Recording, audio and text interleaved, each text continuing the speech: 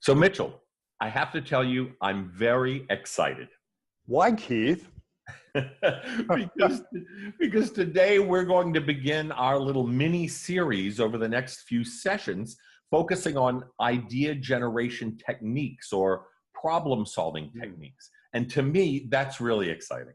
Yeah, it really is.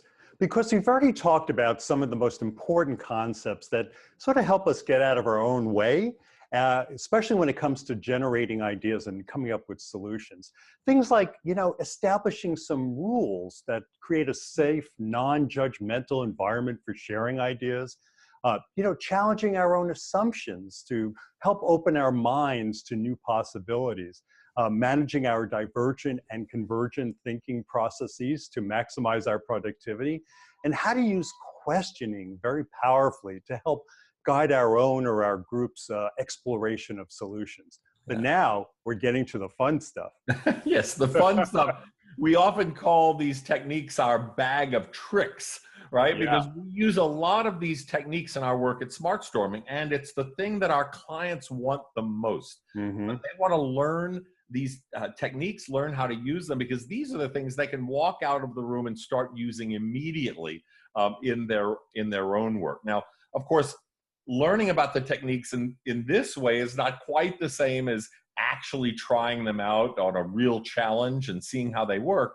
But we're going to give you all the instructions and direction on how to use them so that you can give them a try the next time you have to generate ideas. And in fact, we have instructions, detailed instructions for 20 different techniques in our SmartStorming book. So if you're interested, you can look there. You can also just Google brainstorming techniques or idea generation techniques, look online and see what comes up. There's lots of stuff out there. So Mitchell, in our collection of which one do you want to start with today?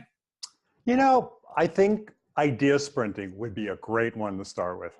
Idea sprinting. That's an excellent choice. In fact, I used idea sprinting just recently, just a few days ago with a group that I was leading, and it was super successful and super popular.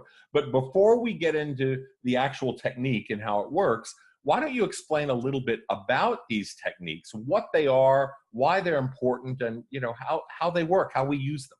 Sure. Okay. Well, idea generation techniques are simply activities. They're kind of like games that can help you or your team break free of old habitual ways of thinking, and to make it easy to look at challenges from fresh perspectives and to make new connections, and to generate a greater depth or breadth of new ideas. Techniques are incredibly effective because just by challenging yourself in a different way, you can automatically come up with fresh, new, innovative solutions to whatever your challenge is. Absolutely. And idea sprinting is one of the techniques we use most often. In fact, every time we lead a session or teach a workshop, we usually begin with an idea sprint. It's super simple, very, very simple, but very effective. Just like the name implies, idea sprinting is a fast, beat the clock technique. And it's perfect for being spontaneous, for getting the juices flowing, and for getting a lot of ideas, or at least idea starters, on the table very, very quickly. That's right. And to do an idea sprint, you simply challenge your group, or yourself if you're working alone, to come up with a certain number of ideas within a very specific short amount of time. So what you would do is you would first, define a tight time frame, say 3 to 5 minutes.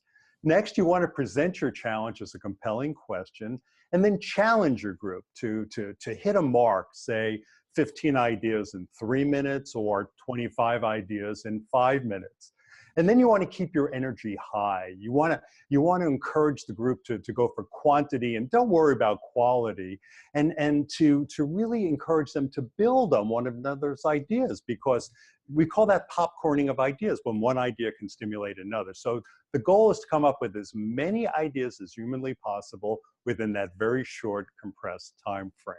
And when you're ready to start your idea sprint, just take the timer on your phone, your iPhone, or whatever phone you have, set the time, and then yell, "Time begins now," and start coming up with ideas as soon as you can.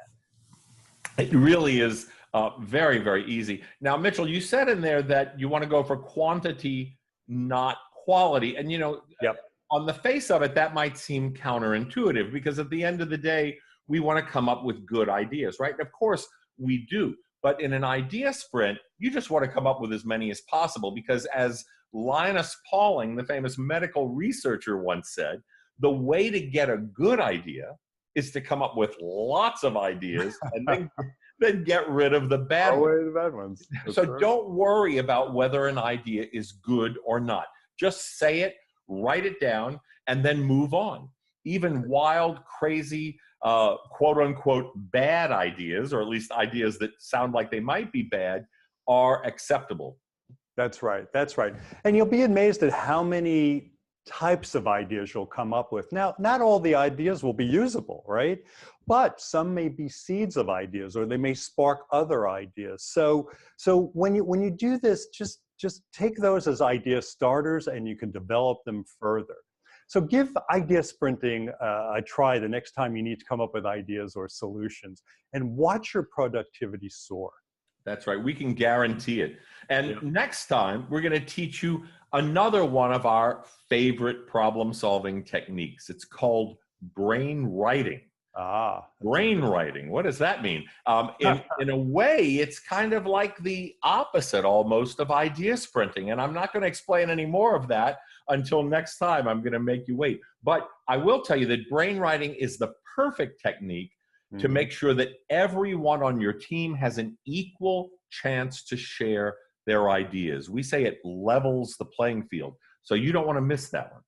That's right. And it's also great for those silent thinkers in your group. Yes, absolutely. All right. Well, until then, remember to think more innovatively. Do you have questions about how you and your team can think more innovatively? Email them to us at partners@smartstorming.com or contact us through our website at smartstorming.com.